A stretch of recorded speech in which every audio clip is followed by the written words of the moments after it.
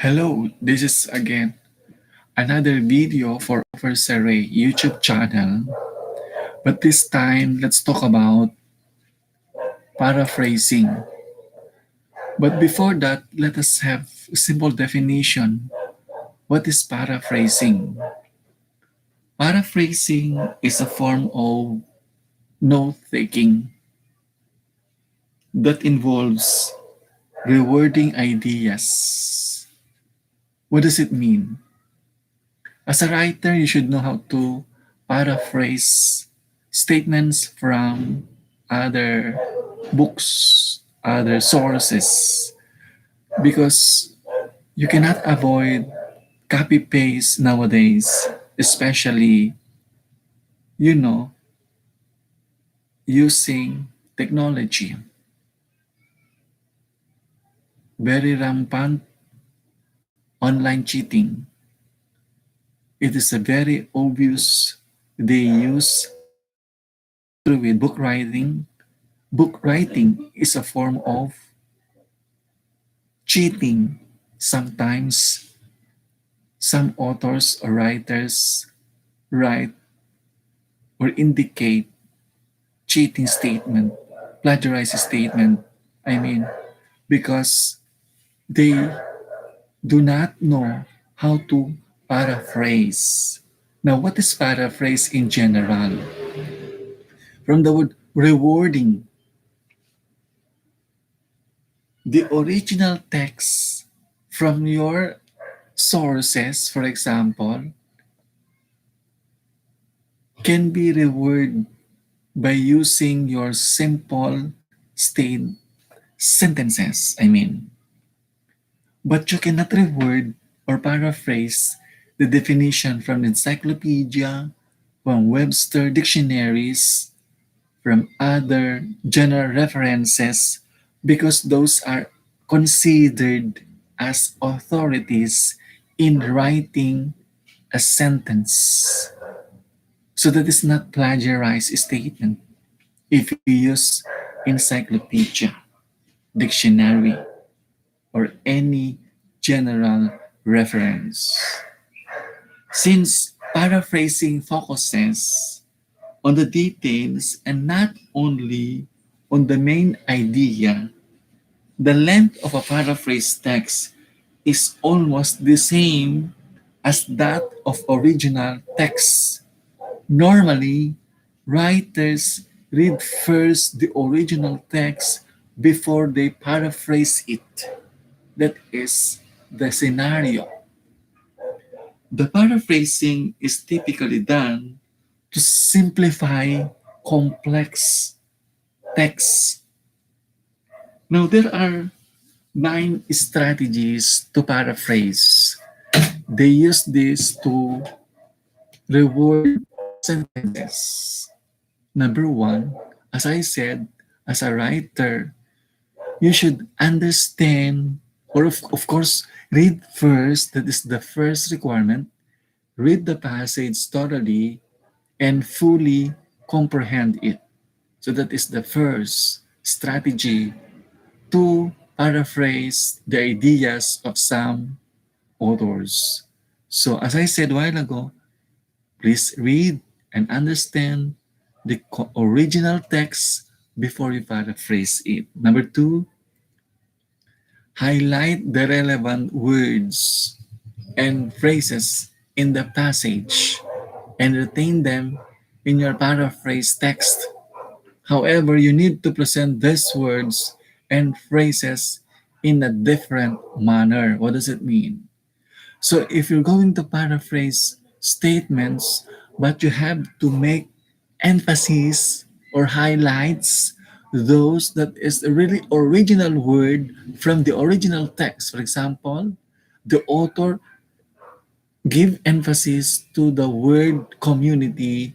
So you use the community in original text, but you have to what? Highlight, bold in letters, for example. You write in a capital, for example, that is using the same word or terms.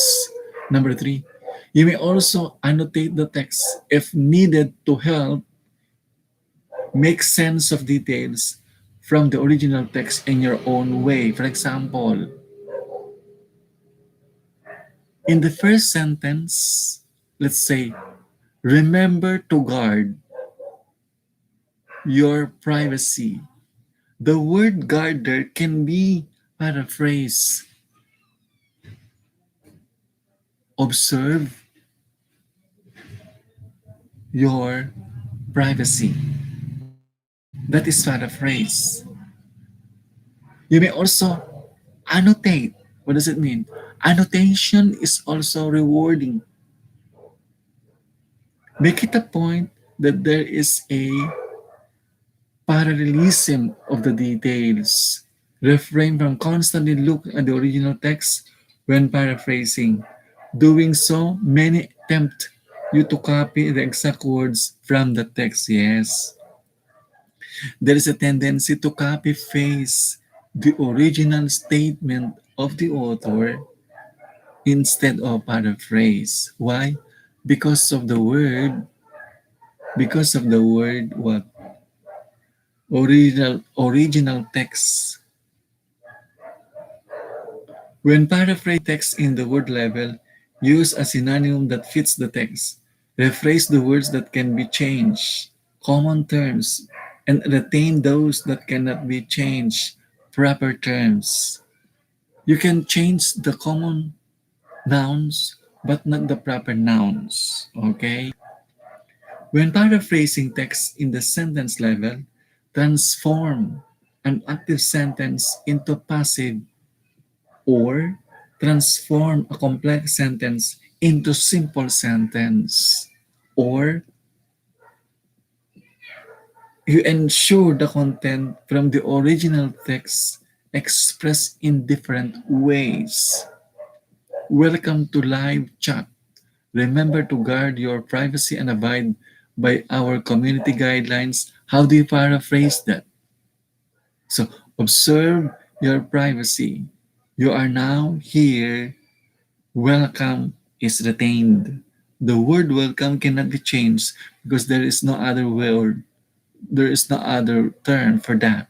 But you can change community guidelines. What is that? Policy, yes.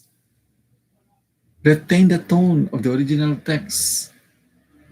Compare the paraphrase text to the original text to ensure accuracy. Properly cite the source of the text you paraphrase. So you always cite the author, the source, the page of the book, for example, the different, annotation is very important in writing sentences or contents of the book. So as an author, as a writer, you should know where to place the original text. So much so, this is a way to prevent plagiarism. In other words, we're trying to avoid this plagiarism manner for book writing. Issue is plagiarism in any form of writing, either online, offline, either in you know in a book, in a thesis and dissertation, for example, can be plagiarized. Okay, so much so with different uh, manners on how to copy those words that cannot be what change, but do not change the idea originally of the authors. That is also criminal offense. Instead of paraphrase, you change the sense of the sentence of the original text. So in other words, you must read first, go back to the first strategy on how to paraphrase, and then you look at the contents of the words that are essential, classifying into two if necessary. essential or non-essential, details, sub-details, for example. So there must be a classification before paraphrasing. Okay? See you next time in the next video. Thank you for listening. Please subscribe my YouTube channel over Saray. Like and share also. Thank you very much for watching. God bless you all.